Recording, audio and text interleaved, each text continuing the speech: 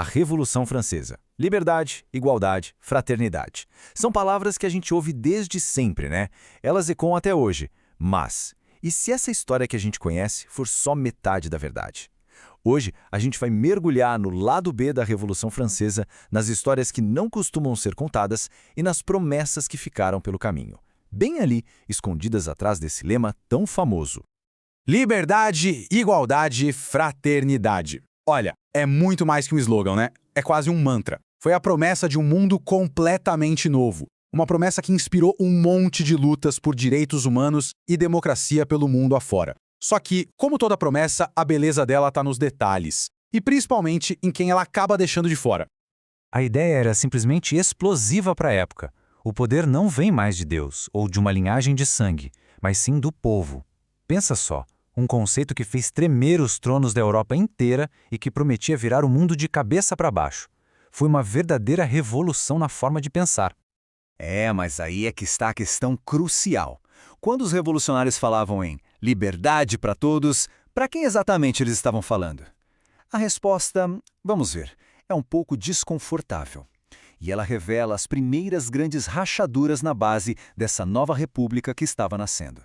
Então vamos voltar no tempo, lá para 1789, o ano que deu o pontapé inicial em tudo. Para entender de verdade essa promessa, a gente precisa olhar para o documento que é a certidão de nascimento dela, a Declaração dos Direitos do Homem e do Cidadão. Um texto que, sem exagero, mudaria o mundo.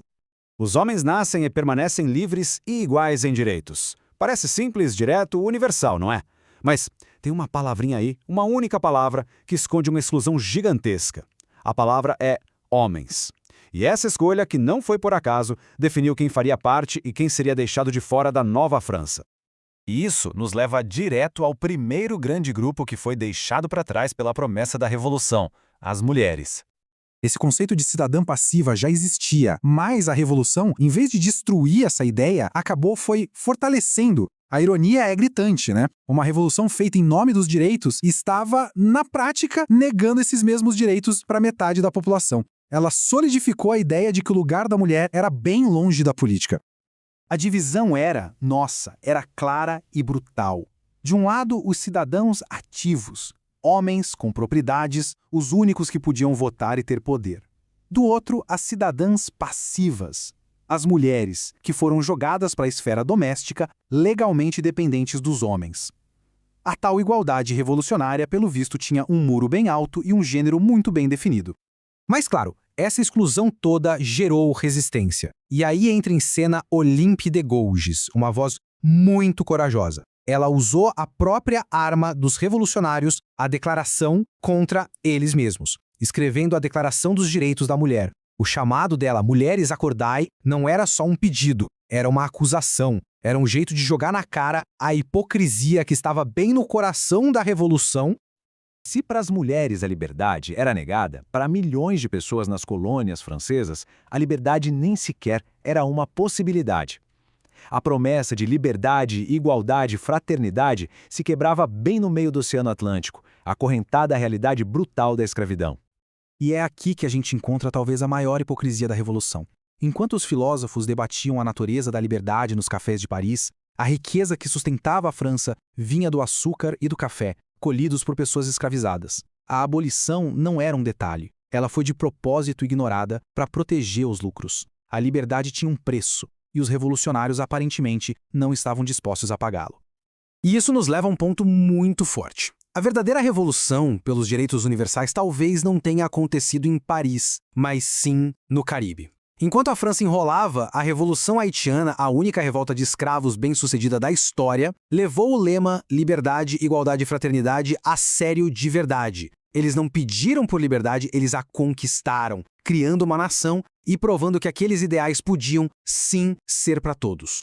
Mas a contradição não estava só em quem era excluído. Ela também estava na própria busca pela liberdade, que, em um dado momento, se transformou em uma máquina de matar. A gente entra agora na fase mais sombria da Revolução, o chamado Reinado do Terror. Essa é a pergunta que assombra o legado da Revolução até hoje. Como é que pode um movimento que nasceu para libertar o povo acabar executando milhares de seus próprios cidadãos em nome dessa mesmíssima liberdade? A escalada foi vertiginosa. Em 1793, os jacobinos, que eram a ala mais radical, tomaram o controle. Para eles, a revolução estava ameaçada por inimigos por todos os lados. A solução? Purificar a nação. A lei dos suspeitos basicamente transformou a paranoia em lei. Qualquer boato ou denúncia podia levar alguém direto para a guilhotina. O terror virou o método para salvar a liberdade. Uma espiral de violência que só acabou quando devorou um dos seus próprios líderes, o Robespierre. E os números, eles são assustadores. Mais de 15 mil execuções oficiais.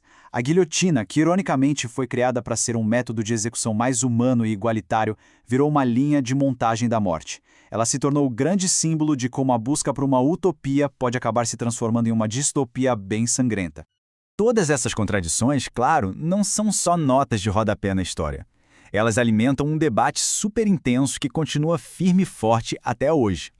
Então, no fim das contas, o que foi a Revolução Francesa? Foi a ascensão da burguesia? Foi uma luta de classes? Ou foi simplesmente o colapso de um Estado que abriu caminho para outro ainda mais forte? Sociólogos até hoje quebram a cabeça para decifrar esse enigma. Vamos dar uma olhada em duas visões que tentam montar esse quebra-cabeça.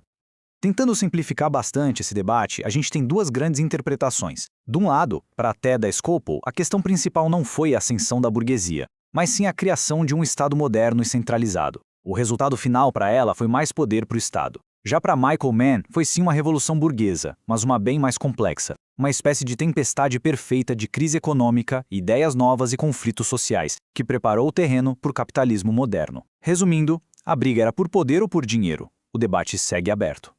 E tudo isso nos deixa com uma pergunta final, uma reflexão.